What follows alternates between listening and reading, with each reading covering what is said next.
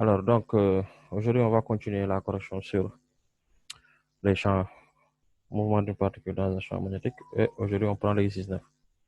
Alors, que dit l'exercice 9? L'exercice 9, c'est un exercice qui étudie le mouvement d'une particule dans un champ électrique d'abord, ensuite dans un champ magnétique.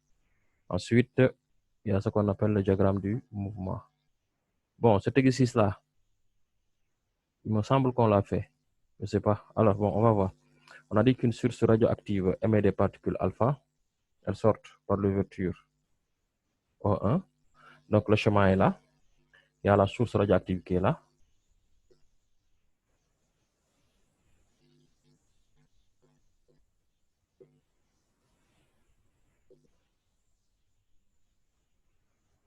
Ensuite, la source radioactive. Ensuite, ici il y a O1. Good.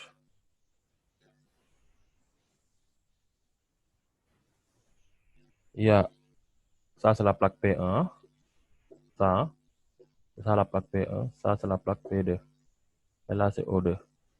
Une fois arrivé là, il y a un champ magnétique qui règne. Voilà. Donc, voici le schéma. On dit que maintenant, une source radioactive émet des particules alpha. Les particules alpha, ce sont les particules He+. OK? H2+. He2+, quoi. C'est bon, elles sortent sur l'ouverture E1 avec une vitesse négligeable. Chaque particule est ensuite accélérée entre les deux plaques métalliques, P1 et P2, séparées par une distance D égale à 10 cm. Donc, cette distance-là, c'est D.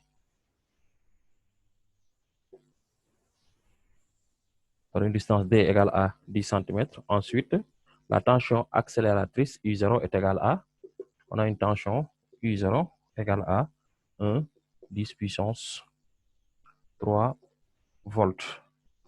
Ensuite, on demande de donner les caractéristiques petit a, donner les caractéristiques du vecteur de la force électrostatique Fe qui s'exerce sur la particule alpha entre P1 et P2 et en réduire la plaque de potentiel la plus élevée. Donc ici, qu'est-ce qu'on a dit? On a dit des électrons, des particules alpha plus. Donc si les particules alpha plus, on a Q positif.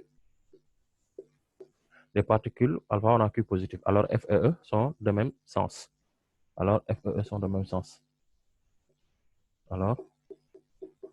la force électrique et le champ électrostatique sont de même sens.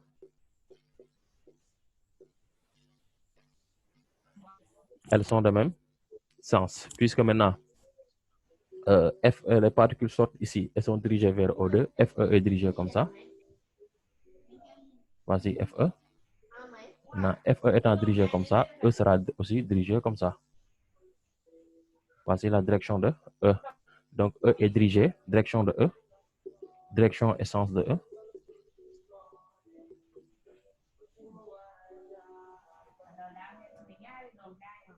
De la plaque Patoufal, ce micro, de la plaque P1 vers la plaque P2. Donc, voici la direction et le sens de E. Une fois qu'on a déterminé ça, petit a, la plaque qui a le potentiel le plus élevé, puisque E est dirigé suivant les potentiels décroissants, donc on aura V P1 supérieur à V P2. C'est bon. C'est bon, hein? Ensuite, au-delà de ça, on nous dit,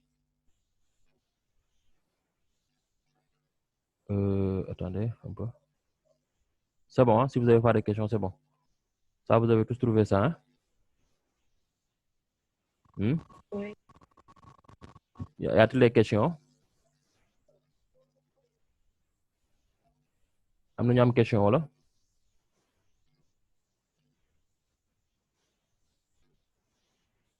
Vous n'avez pas de questions? Je peux continuer. Oui, allez-y. Donc, allons-y. Donc, qu'est-ce qu'on a dit ensuite? On a dit, donner les caractéristiques de la force électrostatique Fe. On n'a pas encore fini, hein? Les caractéristiques de la force électrostatique Fe, on sait aussi que Fe aussi est dirigé de la plaque P1 vers la plaque P2. Il nous faut donner, sa norme, c'est-à-dire son intensité. OK? Donc, ce qu'on va faire ici, c'est simple, c'est dire que FE égale à, on sait tous que FE, c'est égal à valeur absolue de Q, E vecteur. Bon, là, ce qui fait en termes de norme, FE, c'est égal à Q, E.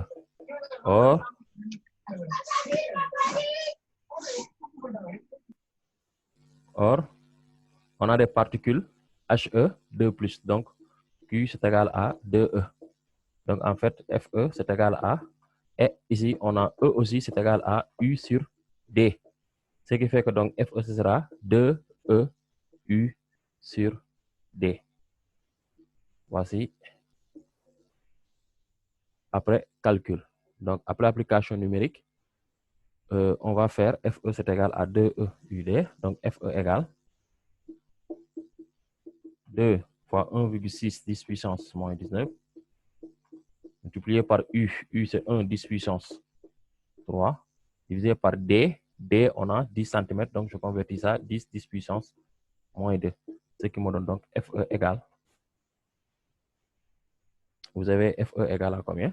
3,2 10 puissance moins 15 newtons. C'est ça que j'ai. Je ne sais pas, C'est comme ça. 3,2 10 puissance moins 15 newtons. C'est bon? Oui. Voilà. Oui, c'est bon. Good.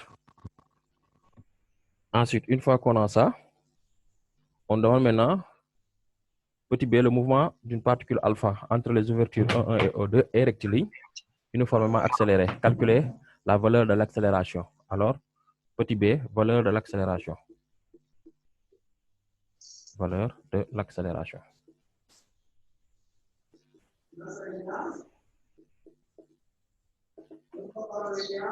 Alors, la valeur de l'accélération ici, c'est simple, il faut appliquer le TCI. Hein? Après le TCI, on aura quoi? Force électrique FE, c'est égal à MA, accélération, MA. Donc, ce qui fait que ici, les particules sont dirigées comme ça, le mouvement se passe comme ça. Si je projette, je vais avoir A, c'est égal à FE sur M. Donc là, en projetant suivant de la plaque P1 vers la plaque P2, sur cet axe-là, la plaque P1 vers la plaque P, FE sera positif, A sera positif, ce qui fait que j'aurai ici FE, c'est égal à MA. Ceci implique donc A égale à FE sur M.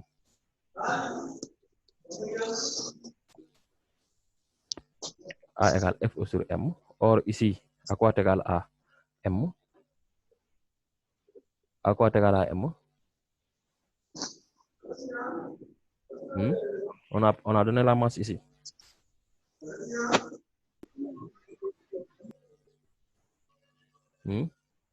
Donc, on va prendre ici, les noyaux d'hélium, c'est H2, 4, je pense. Donc, ce sera 4 fois A. Ça va me donner 4 fois 1,67 10 puissance moins 27. Quand je vais faire l'application, je vais avoir A. Non, Aziz, c'est H2 plus D ou bien? Oui, je sais, mais il faudrait savoir la masse. Hein. On va avoir FE, c'est 3,2 10 puissance moins 15 sur M, c'est 4 fois 1,6 10 puissance moins 27. Calculez-moi ça. Vous trouvez combien? De ëpp de 4,49 10 puissance 11. 4,49 79 10 puissance 11. Tu as dit quoi? 79 10 puissance 11. 4,79 10 puissance 11. Oui. Ouais, c'est ça que j'ai trouvé. 4,79 10 puissance 11. Tout le temps nga ne day yow. Ah, moo ma jaaxal.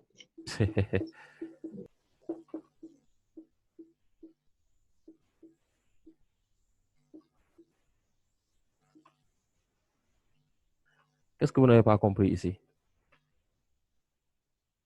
Y a-t-il quelque chose que vous n'avez pas compris? Aziz, kon accélération ion mën na toll nii. Bien sûr. Yow xanaa kii. C'est quoi ton problème? Non, mais il faut que vous avez des vitesses de l'ordre de 10 puissance 6, 10 puissance 7 mètres par seconde. Si vous avez des vitesses à cet ordre-là, vous pouvez avoir des vitesses, des accélérations de cet ordre-là. Loolu laa am nag ma ne nii accélération yu bëri na de. Non, déedéet. Non. C'est bon, hein? Ensuite, quand on continue, on nous dit établir les équations horaires du mouvement V1 de t et X1 de t. Alors, équation horaire du mouvement, loi horaire, petit c1, c'est petit c, loi horaire. Est-ce que vous voyez à partir d'ici? Oui. OK. Les lois horaires. Alors, qu'est-ce qu'il faudrait faire avec les lois horaires? On sait tous que X de t, c'est égal à 1 demi de A t carré, 1 demi de A t carré plus V0 t plus X0. V0, elles entrent en 1 avec une vitesse qui est pratiquement nulle. V0 est nul. X0 ici, c'est nul parce que c'est le comme origine du mouvement. Donc, ce qui fait que ce qui va rester, c'est 1 demi de A t carré. Or, A, on le connaît déjà, c'est 4,79 10 puissance 11. Donc, on va faire 4,79 10 puissance 11 divisé par 2, ça me donne à peu près 2,4 10 puissance 11. Donc, la loi horaire X de t, c'est 2,4 10 puissance 11 t carré. Voici la loi horaire du mouvement. Ça, c'est la loi horaire du mouvement. C'est bon. Maintenant, V de t, pour avoir ça, c'est simple. Il faudrait quoi? Dériver ça. Ce qui va vous faire V de t, c'est égal à AT, c'est-à-dire 4,79 10 puissance 11 T. Et voici la loi horaire de V. C'est bon.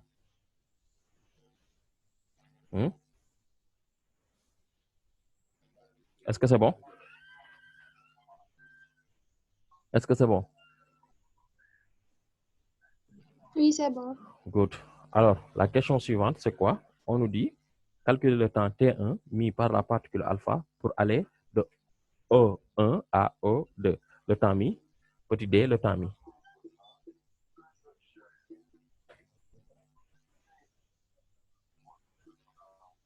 Alors, on sait que la distance O1, O2, c'est égal à D. On le sait tous, la distance O1 à O2, c'est la distance des deux plaques, c'est égal à D. Ça, on le sait tous. Maintenant, or, on sait que distance est égale à vitesse sur temps. OK? Distance est égale à vitesse fois temps du moins. Vitesse. Multiplier. Oui, vitesse fois temps. Alors maintenant, si distance est égale à vitesse fois temps, alors le temps c'est égal à la distance divisée par la vitesse. Or, on sait tous que la vitesse est égale à 2,4 10 puissance 11. OK? Alors, oui, l'éponge. Je ne vois plus. Voilà, c'est ça.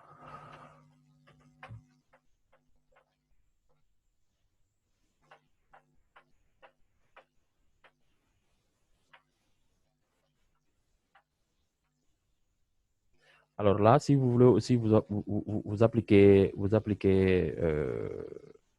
la distance, c'est-à-dire que là, vous faites vitesse est égale à accélération fois temps.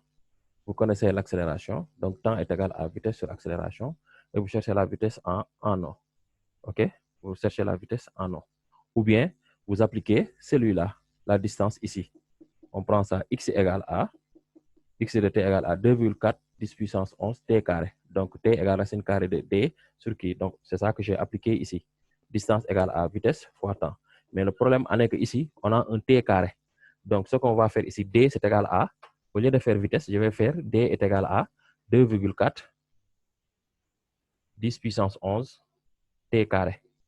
Ce qui fait que donc, t c'est égal à racine carrée de distance sur 2,4 10 puissance 11.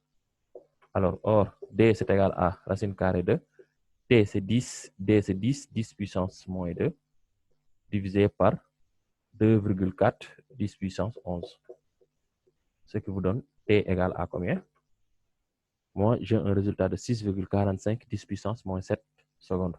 Je ne sais pas si c'est ça que vous avez. C'est ça que vous avez? Li ngeen am wala?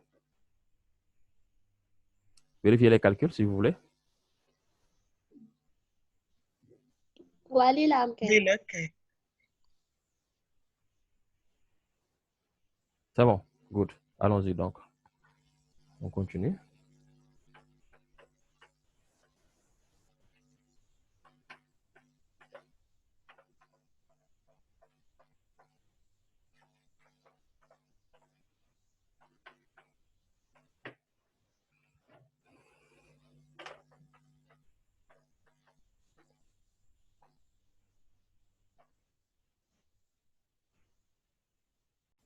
La question suivante, on nous demande quelle est sa vitesse de sortie du champ électrostatique. Puisqu'on a le temps avec lequel et le temps qu'il met, on peut avoir la vitesse de sortie. C'est simple, en faisant quoi? En remplaçant le temps T1 par l'équation horaire de la vitesse, on avait V de T, c'était égal à 4,79 10 puissance 11 T. 11 T. Maintenant, on va dire lorsque T égale à 6,47 10 puissance moins 7, notre particule est en O2, donc la vitesse de sortie VO2 c'est égal à 4,79 10 puissance 11 multiplié par 6,45 10 puissance moins 7. 6,45 10 puissance moins 7, ce qui me fait la vitesse au point de sortie O2. Moi, j'ai trouvé une valeur de 3 10 puissance 5 mètres par seconde. Je ne sais pas si c'est ça que vous avez trouvé. Oui, c'est ça. Ok, good. C'est bon. Donc, c'est ça qu'on a fait. Alors, donc, on vient de finir le mouvement des particules alpha dans le champ électrique. Maintenant, les particules alpha pénètrent dans une région où règne un champ magnétique uniforme B d'intensité B égale 0,2 Tesla, orthogonal au plan de la figure. Alors, quel doit être le sens de B pour que la particule alpha soit déviée vers la plaque sensible? Alors, la plaque sensible, c'est ça la plaque sensible. Ils ont mis ici une plaque et ils ont nommé ça plaque sensible. Hein? Plaque sensible. Donc, ça veut dire que si les ions pénètrent ici, ils sont déviés comme ça. Donc, ça veut dire que à notre entrée ici, notre force électrostatique Fm est dirigée comme ça. Voici Fm, puisque les ions sont déviés vers la droite, Fm est dirigé comme ça. Maintenant, V est comme ça. La vitesse V est la vitesse d'entrée. Maintenant, puisque les V et Q étant plus... S'il vous plaît, vos micros. Puisque vos micros, puisque Q est positif, V et QV auront le même sens. Si V et QV ont le même sens, alors donc là, quand je fais ça, je fais quoi? Il faudrait que QV soit dirigé vers le haut et FM, QV soit dirigé, FM doit être comme ça. Voilà, c'est ça. Donc, j'ai quoi? Qu'est-ce que j'ai ici? B est sortant. B est sortant. Oui. Magay, qu'est-ce qui est en train de perturber ici? C'est Ndao, hein? Je ne sais pas ce qui est Ndao. Donc, B est sortant. Voici le sens de B.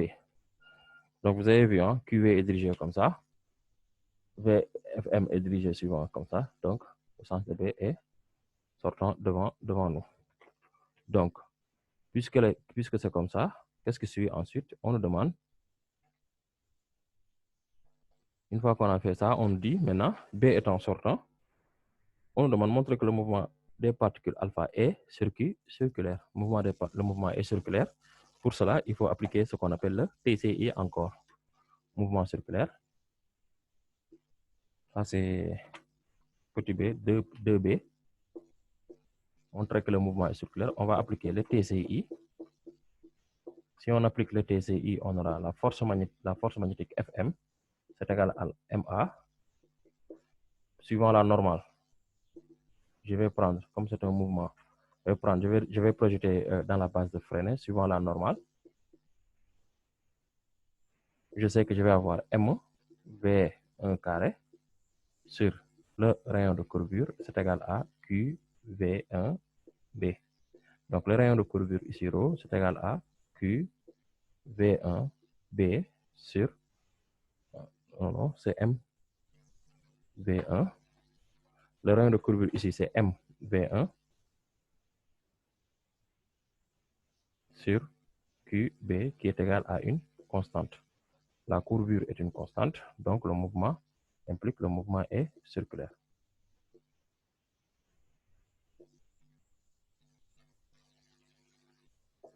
Implique le mouvement est circulaire. Ensuite, on nous a demandé de montrer que le mouvement des particules est circulaire et uniforme. Alors, suivant la tangentielle,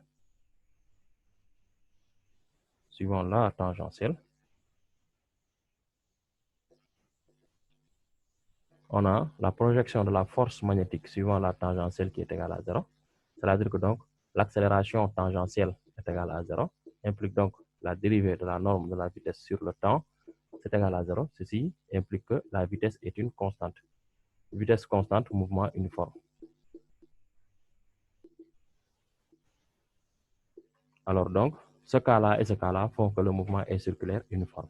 Alors le mouvement est circulaire uniforme.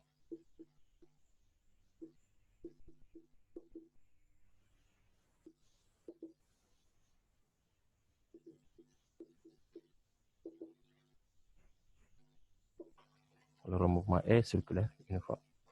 C'est bon.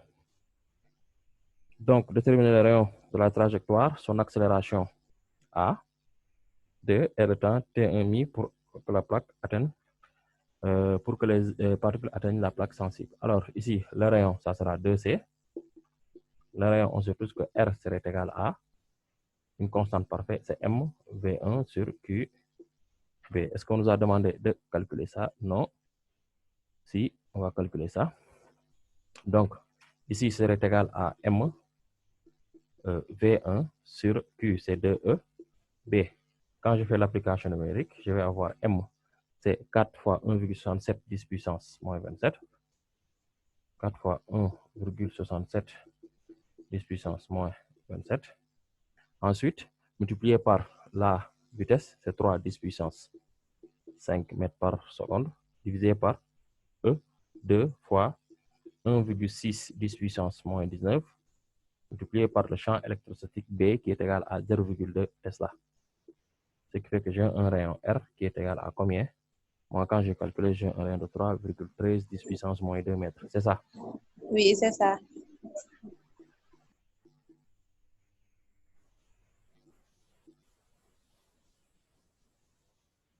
Good. C'est bon. Ensuite, qu'est-ce qu'on nous demande? Après le rayon, on nous a demandé de calculer l'accélération. On nous a demandé l'accélération ou bien qu'est-ce qu'on nous a demandé? Oui, c'est l'accélération A2. Son accélération A2. Oui. Donc là, ça c'est simple. L'accélération, le mouvement est circulaire uniforme. L'accélération est comment? Elle est comment?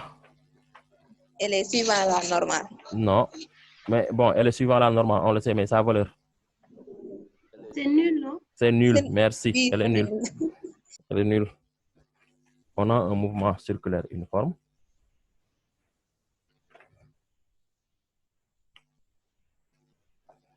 Le tableau est un peu mouillé.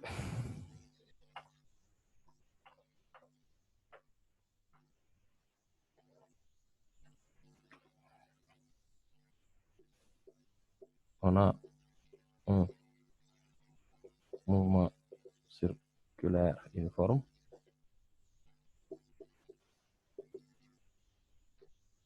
Alors, l'accélération A2 est égale à 0. L'accélération est nulle. Alors donc, on demande la durée T2. On va chercher ça. La durée T2, même chose. La technique ne change pas. Ce sont les mêmes questions qui reviennent. Une fois que vous les maîtrisez, c'est bon. On va dire que T2 c'est égal à quoi? C'est pi sur oméga. Parce que c'est θ sur θ est égal à oméga t. Θ égale pi ici. Donc on va dire T2 c'est égal à pi sur oméga. Maintenant, avec oméga, c'est égal à, avec oméga. Bon, je donne directement le résultat. Oméga serait égal à QB sur M. Vous savez comment j'ai fait pour sortir ça? Vous savez comment j'ai fait pour sortir ça?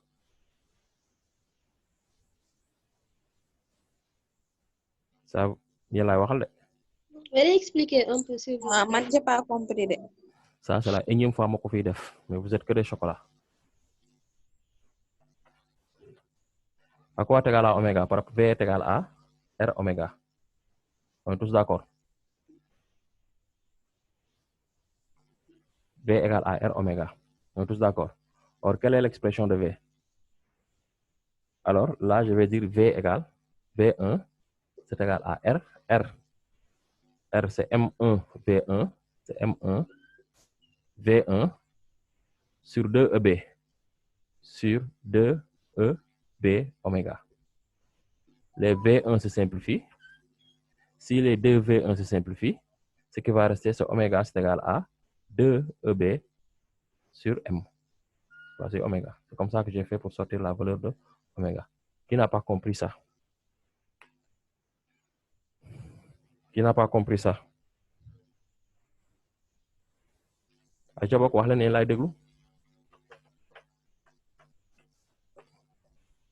Avez-vous compris ça, oui ou non? Oui. Ok, c'est bon. Elena, tu as compris? Oui. Voilà, c'est bon. Good. Maintenant, une fois qu'on a oméga, on le remplace ici. On aura donc T, c'est égal à pi m T2 égale à pi m sur 2 E B. J'ai ça. Quand je fais l'application numérique, j'ai T2 c'est égal à pi multiplié par 4 fois 1,67 10 puissance moins 27 divisé par 2 EB, c'est 2 fois 1,6 10 puissance moins 19 multiplié par B, c'est 0,2. C'est ça. Lorsque moi j'ai fait les calculs, j'ai obtenu 3,28 10 puissance moins 7. Je ne sais pas, vous avez fait le calcul ou pas.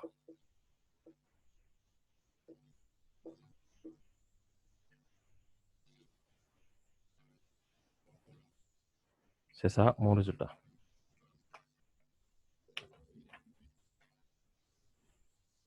C'est bon. Ok, assisté de 5 secondes. Ah, 5 secondes, merci. Ah.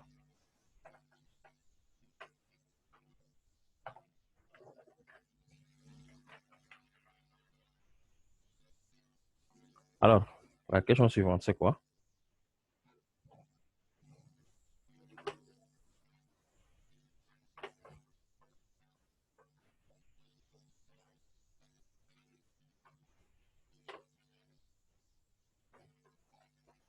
La question suivante, on me dit maintenant, diagramme du mouvement représenté graphiquement l'accélération AT, la vitesse VT et la distance parcourue DT par la particule au cours des deux phases du mouvement.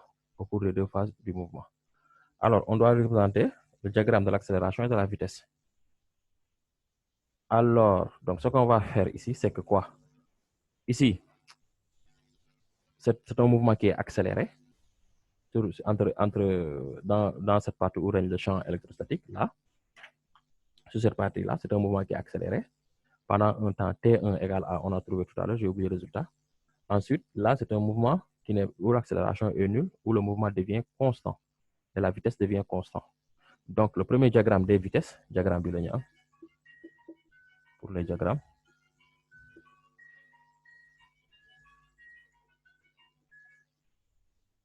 Alors, donc, là, ce que je vais faire, c'est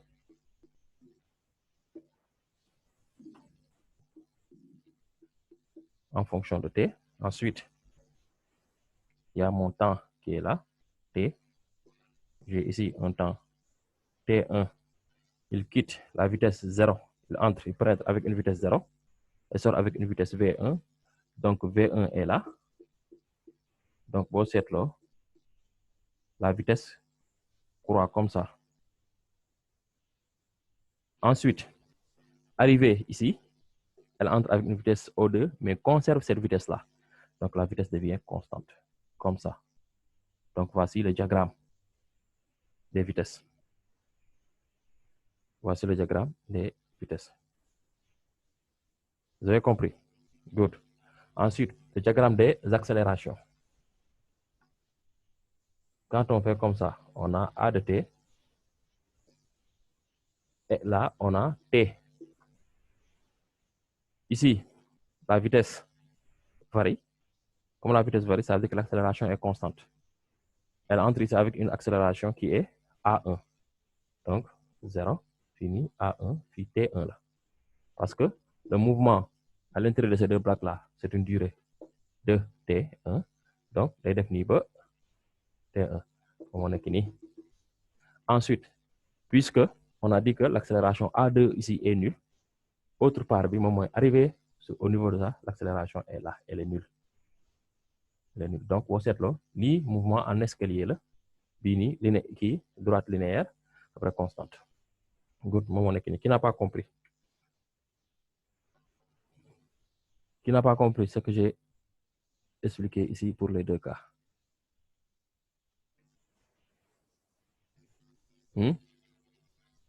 Avez-vous des questions? Alors, on passe à l'exercice suivant, l'exercice 10. Good. Alors, donc, que dit l'exercice 10? Alors, il nous dit qu'on se propose de déterminer le nombre de masses de l'un des isotopes du potassium, élément chimique, mélange de deux isotopes de K39, exemple 10.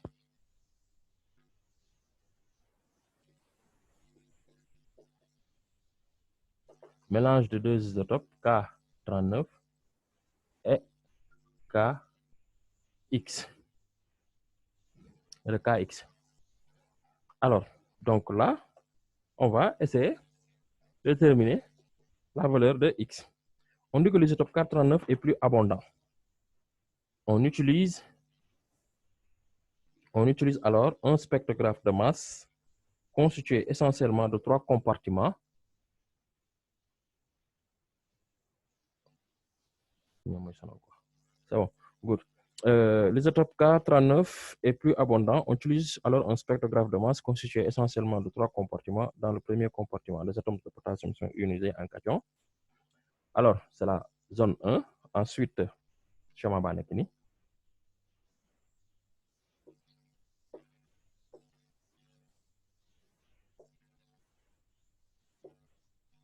Puis, on l'a appelé zone 1.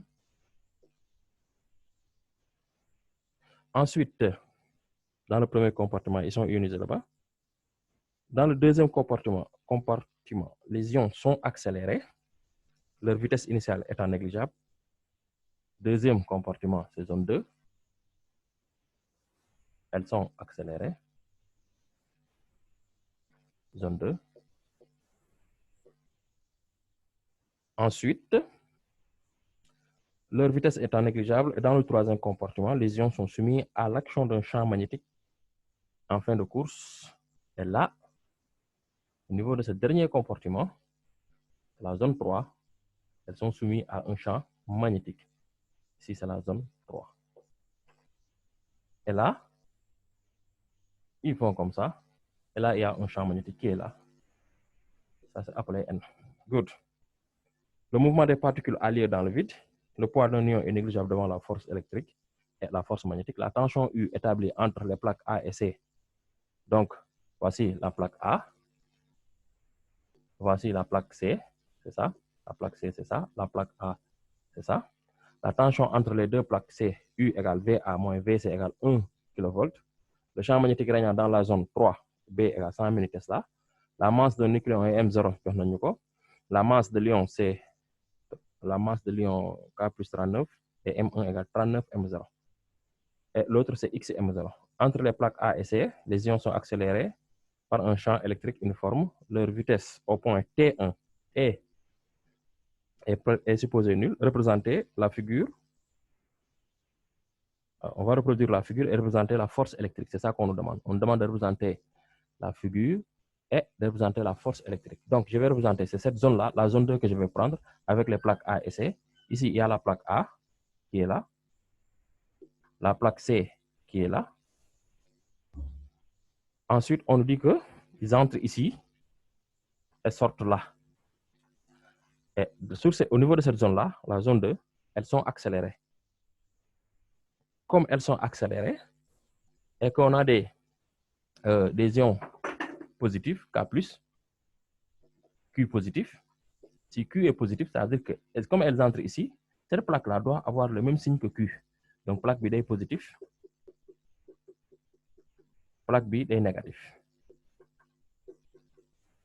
Lu tax plaque bi di am même signe que Q parce que bu ñu duggee fii rek dañoo war a daw parce que des particules de même nature se repoussent. Donc bu fekkee dafa positif fii positif plaque bi dafay am tendance di ko naan jóge fi demal fene demal bii tamit comme de signe contraire la ko naan ñëwul ci man ce qui fait que accélération bi dafay yomb.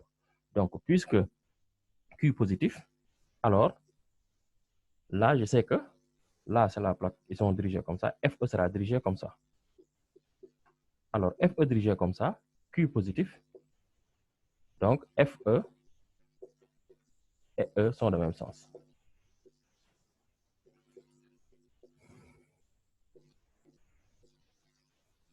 Donc E aussi est dirigé comme ça. Ça, j'espère que vous tous, vous l'avez trouvé.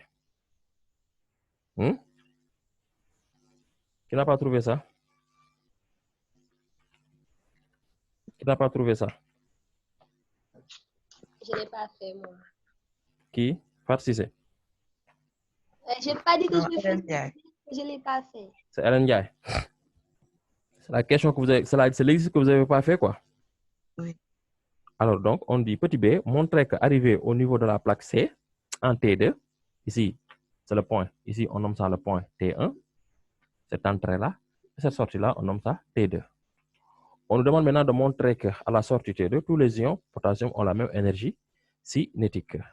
Donc, ce qu'on va faire ici, c'est qu'on va appliquer le TEC entre T1 et T2. Appliquons le TEC entre T1 et T2.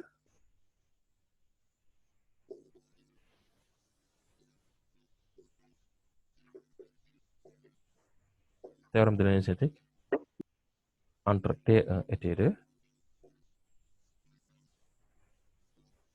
Alors, si on applique le théorème de l'énergie cinétique entre T1 et T2, qu'est-ce qu'on va faire? On va dire que l'énergie cinétique, delta de EC, la variation de l'énergie cinétique est égale au travail de la force électrostatique qui est égal à E fois U.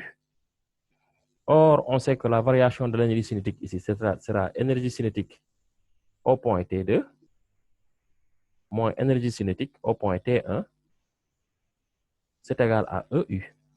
Mais puisqu'on dit qu'ils entrent en T1 avec une vitesse qui est supposée nulle, alors l'énergie cinétique en T1 est égale à 0. Donc, ce qui va rester, c'est que l'énergie cinétique au point T2, c'est égal à EU.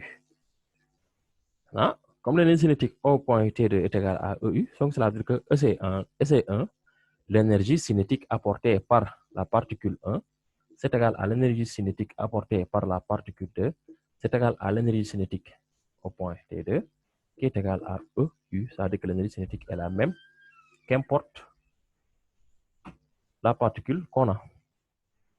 C'est bon. Les ions arrivent donc en T2 avec une même énergie cinétique. Alors, qu'est-ce qu'on nous demande ici donc après ça? Après ça, on nous dit de donner la vitesse. Hein? C'est ça. Montrer que, arrivé là-bas, T2 pour le pot. Montrer qu'en T2, la vitesse des ions K plus a pour valeur V1 égale 2EU sur 39M0. 2EU sur 39M0. Puisque, on va dire puisque EC1 c'est égal à EU, alors on aura donc 1 demi de MV1 carré, c'est égal à donc EU. M1 V1 carré. Donc, ceci implique que donc V1 carré, c'est 2 EU sur M1. Or, exercice, je ne sais pas pour mon M1, c'est égal à 39 M0. Ce qui fait que donc V1, c'est égal à racine carrée de 2 EU sur 39 M0. C'est ça qu'on demande de montrer.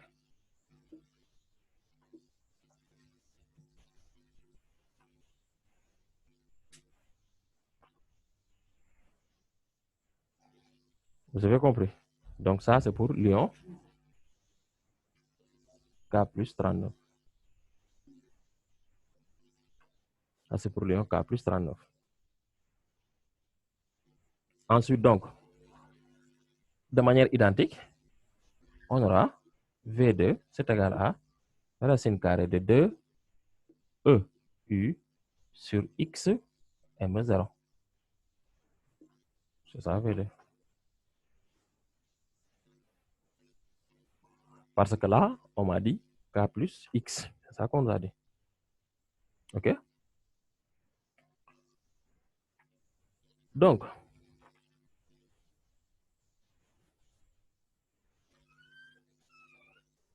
qu'est-ce que je vais faire ensuite? On me dit, à partir de T2, les ions pénètrent dans la zone 3 avec des vitesses perpendiculaires à la plaque C.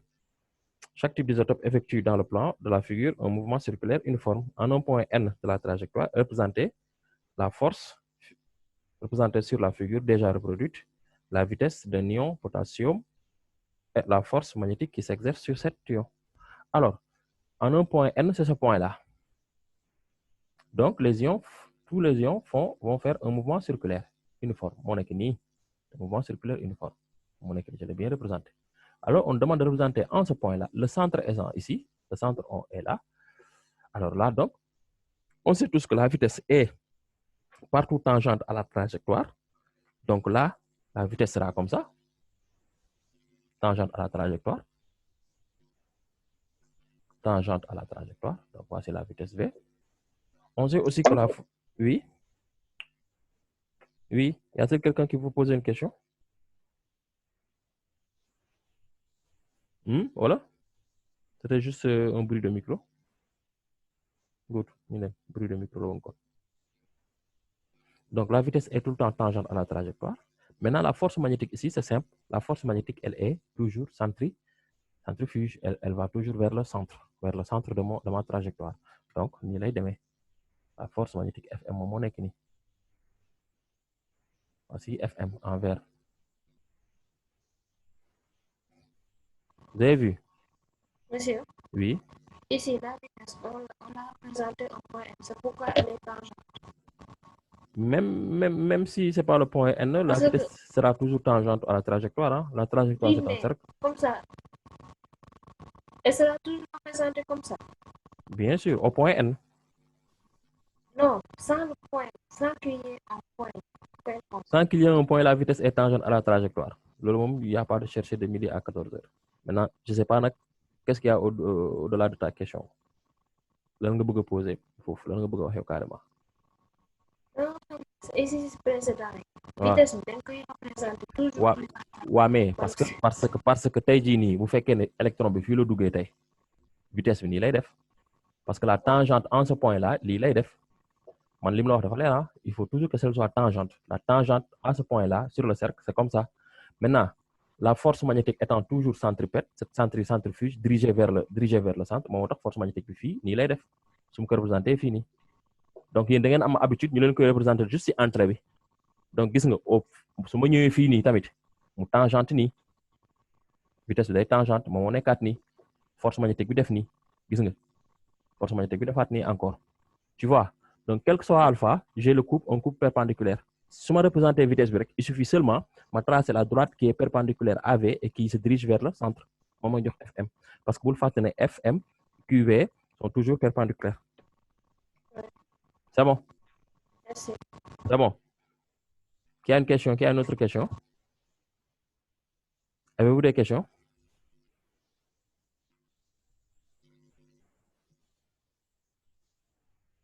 Donc, c'est bon, ñu dem. Good. Alors, donc, su ma defee lii nii, qu'est-ce qu'on me demande? La question suivante, c'est quoi? La question suivante, on me dit, une fois que j'ai représenté ça, complétez la figure en représentant le sens du champ magnétique régnant dans la zone 3. Alors, là, c'est simple. Il me faut. Donc, ce sont des ions positifs. V et QV auront le même sens. Donc, ce sera comme ça. QV est dirigé comme ça. FM est dirigé comme ça. Donc, la paume de ma main est dirigée vers vous. Ça veut dire que B est comment? B est sortant.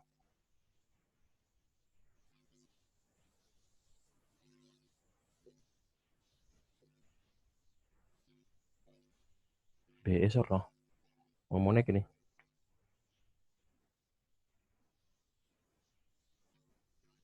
Donc là,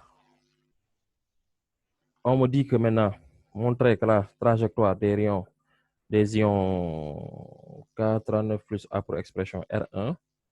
Donc, comme le mouvement des particules est circulaire uniforme, là, je sais que le rayon de courbure est une constante. Et c'est pas l'appel que j'applique le TCI. Je vais venir écrire la formule. Ça, vous savez tous sortir ça après. Ça commence à devenir une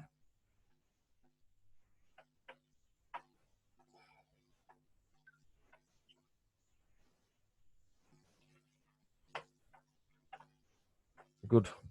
Donc, je vais dire que comme le mouvement des particules est circulaire uniforme, donc, ça m'implique quoi? Ça implique que le rayon R, le mouvement, c'est eux qui l'ont dit, hein? Ils ont dit que le mouvement est circulaire uniforme.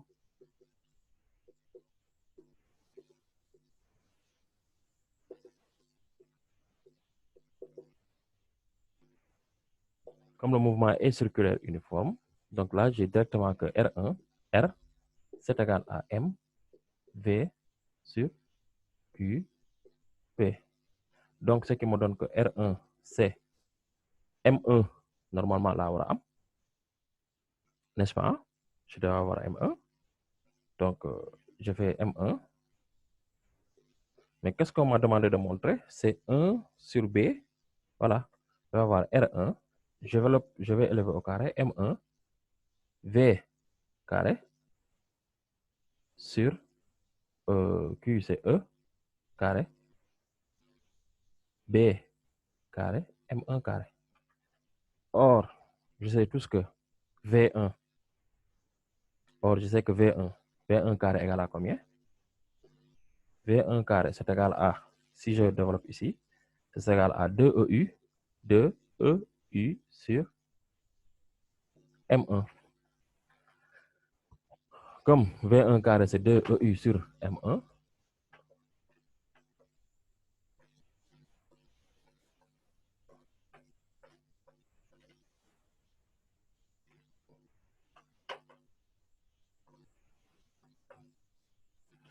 V1 carré, c'est 2EU M1. Là, je vais avoir donc R1 carré égale à M1 carré sur E carré B carré multiplié par 2EU sur M1. Et quand je vais simplifier, R1 carré, donc c'est M1 fois 2U sur EB. Or, M1 c'est 39 M0. Donc, je vais avoir R1 carré.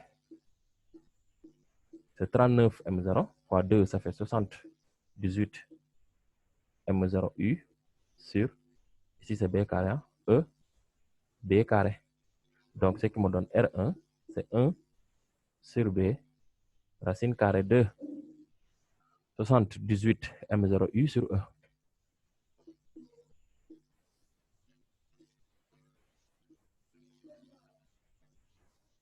C'est ça qu'on demandait de la même manière, R2 serait égal à 1 sur B, racine carrée de 2 fois X, parce que le 78 là, on l'a obtenu en faisant 39 fois M1, 39 U M0, donc on a 2 fois X M0 U sur E. Voici E2. Voici R2. Maintenant, on a R1, on a R2. Déterminer par le calcul la valeur du rayon R1. Donc, on va déterminer par le calcul la valeur du rayon R1. Donc, on va avoir ici R1, c'est égal à 1 sur B, 1, B, c'est 100 unité là, c'est 1 sur 0,1. Racine carrée de 78. Racine carrée de 78 fois 1,7 10 puissance moins 27. 1,67 10 puissance moins 27. Multiplié par U. U, c'est égal à combien? 1 kV, c'est 1 10 puissance 3. Donc, c'est 10 puissance 3. Divisé par 1,6 10 puissance moins 19. Moi, quand j'ai fait ça, j'ai obtenu 0,285. Donc, R1 est égal à 0,285 mètres, c'est-à-dire 28,5 cm.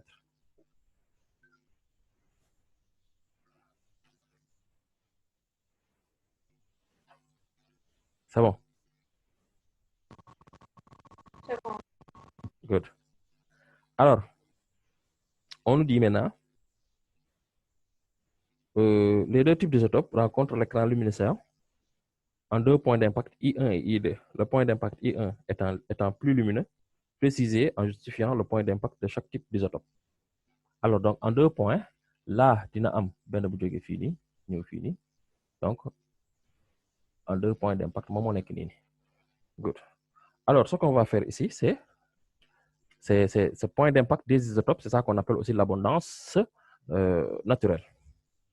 C'est bon, j'efface. Si vous n'avez pas de questions, je vais effacer.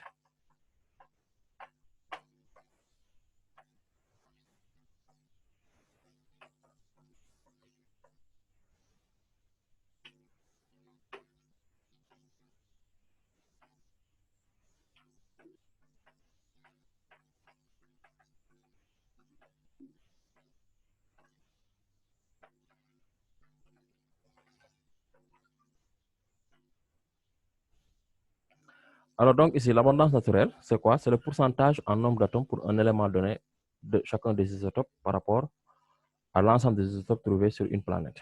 Il faudrait savoir ça. Je vais définir ça comme ça. Alors, on va dire l'abondance naturelle.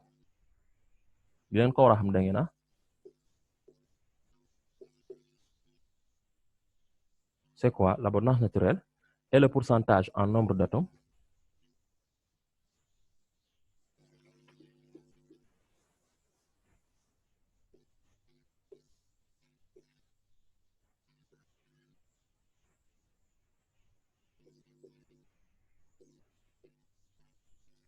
c'est le pourcentage en nombre d'atomes pour un élément donné.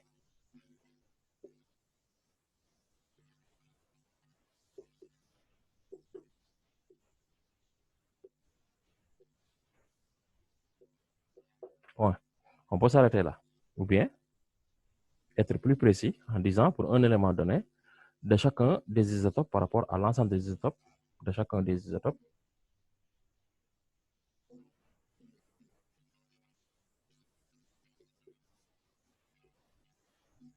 par rapport à l'ensemble des isotopes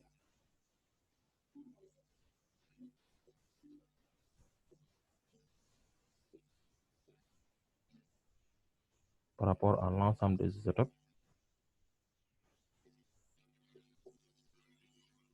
naturels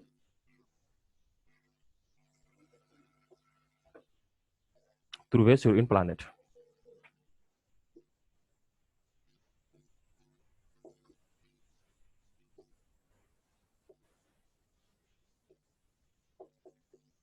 Point. Maintenant, comme l'isotope K39+ est plus abondante que l'isotope KX+, parce que bon, c'est le début de l'isotope K39 est plus abondant. Donc, comme l'isotope K39+ est plus abondant,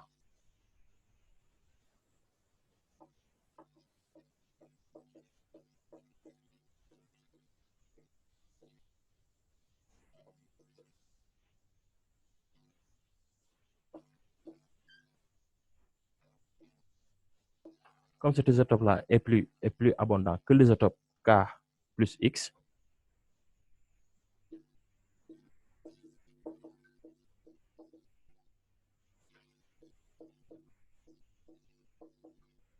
alors qu'est-ce qu'on peut conclure ici? Là, on peut conclure que la masse M1, parce que c'est celui-là, sa masse M1, alors la masse M1 de cet isotope-là est inférieure à la masse M2 de l'autre isotope, parce qu'on a dit que K39 est plus abondant. Donc, comme la masse M1 est inférieure automatiquement, le rayon R1 et R1 serait quoi? Serait inférieur aussi à R2 parce que les rayons dépendent des masses. Les rayons dépendent des masses. Il faut que vous parce que ils entrent pratiquement avec la même vitesse. Il y a le même champ qui leur est soumis, la même force magnétique qui leur est soumise. Donc, il faut la différence de amé suivant au niveau des masses. Or, le point I1 est plus lumineux que le point I2. Or, le point I1 est plus lumineux que le point I2. Donc, ça veut dire que si I2, le ion yu bëri ñëw impacté wu si I2 le ion yu bëri ñëw impacté wu moom moo tax mu gën a leer parce que ion yu fa ñëw dañoo bëri. Alors donc le point d'impact de l'isotope K39 et I2 et I1 est celui de l'isotope KX+ et I2. Alors ñu wax le point I1 est plus lumineux. Comme le point I1 est plus lumineux moom mooy am plus, moi recueillir plus d'électrons, plus d'ions, du moins. Donc, on va dire que, alors, le point d'impact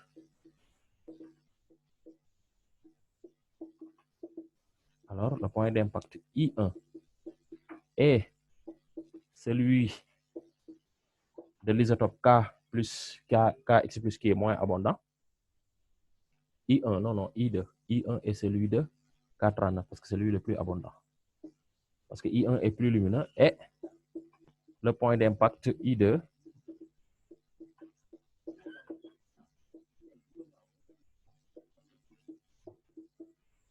est celui de K plus X. Qui n'a pas compris? Avez-vous des questions?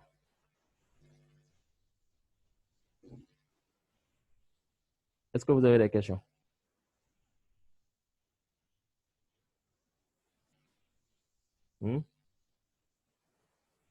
Allô? Non. Oui. On est là, on n'a pas de question. Bangane? On n'en a pas de question. Non, il y a quelqu'un qui parle. Day attirer kii nii électron wala day koy rejeter. Nga ne lan dégguma li nga wax. Le point le plus lumineux.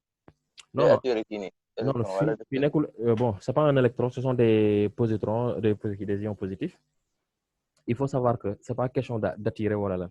Ñoom ñaar bu ñu jógee fii nii bi nga xam te ne moo am masse bu gën a ndaw moom moo am rayon bu gën a ndaw comprendre nga bi nga xam te ne moom mooy am masse bu gën a ndaw mooy am rayon bu gën a ndaw bi nga xamante ne moom am masse bu ëpp mooy am rayon bu mag bi léegi nag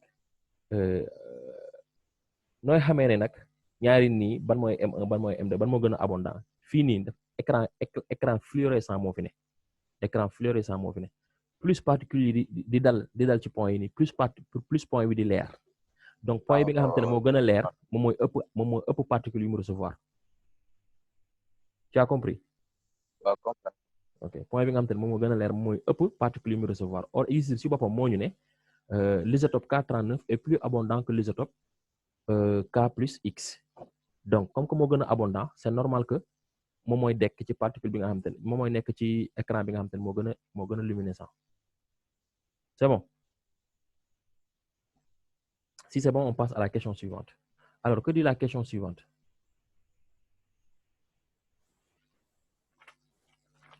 Alors, on demande maintenant,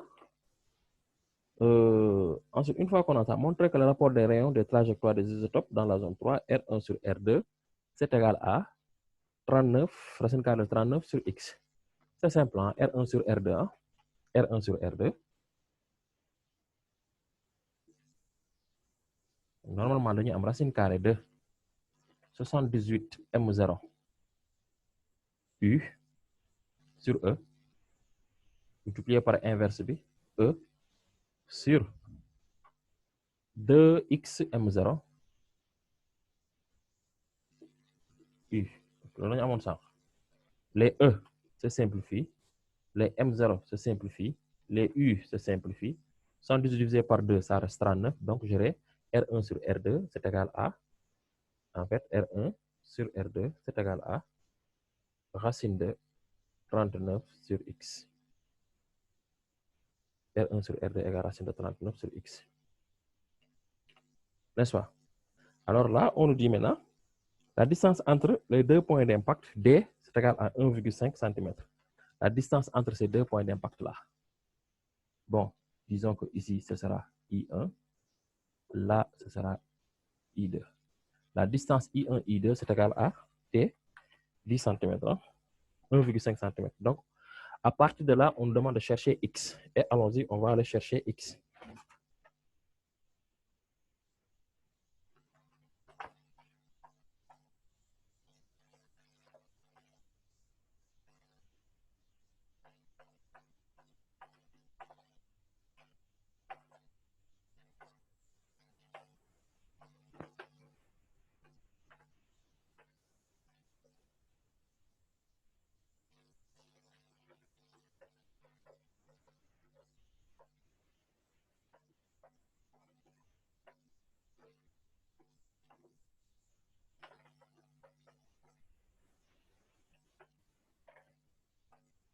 Alors, si on part chercher x, on aura donc I1, I2, c'est égal à D. On va dire que I1, I2, c'est égal à D. Mais c'est 2 facteurs de R2 moins R1. Faites très attention, vous voulez parcuriser. Vous allez d'abord, ban mooy R2 ak ban mooy R1. Toujours le rayon le plus grand moins le rayon le plus petit. Parce que parfois, nous avons X qui dafay interagir, dafay changer I2 nekk fii, I1 nekk fii nii. Yéen ngeen tàmm di parcuriser ñoo def R2 moins R1. Alors que bu fekkee ne 2 dafa nekk fii, I nekk fii nii. Donc R1 moins R2 lay doon parce que rayon R1 mooy ëpp rayon R2. Donc faites très attention à ça. OK? Donc, si je fais ça, je vais avoir D sur 2, c'est égal à R2 moins R1. C'est sûr ça. Et ce qui me fait R2 donc égal D sur 2 plus R1. Donc, ce qui fait que donc R2 est égal à D, je le connais, c'est égal à 1,5 cm. Je vais avoir 1,5 divisé par 2 plus R1, 28,5 là. Je vais directement 29,25. OK? Donc, je vais avoir R2 est égal à 29,25 cm. Alors, pour les là, X, or, je sais que R1 sur R2, c'est R1 sur R2, oui. R1 sur R2. Micro. Racine de 39 sur X. Quand je lève au carré, je vais avoir R1 carré sur R2 carré. C'est égal à 39 sur X. Ce qui fait que X est égal à 39 multiplié par R2 R2 au carré sur R1 au carré. Sur R1 carré. Good. Et ça, je fais l'application numérique. Je vais avoir X égale à 39. Bon, c'est pas l'appel de convertir parce que les centimètres vont se simplifier. Je vais avoir 29,25 le tout au carré sur 28,5 le tout au carré. Et ça, X, on donne X égale à... Vous trouvez combien? 41,07. Donc, je prends 41 directement. 41. Donc, il s'agit de l'isotope.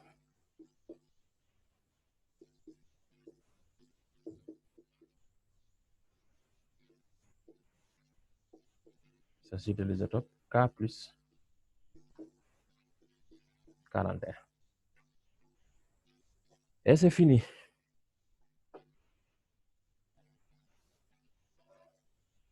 C'est fini.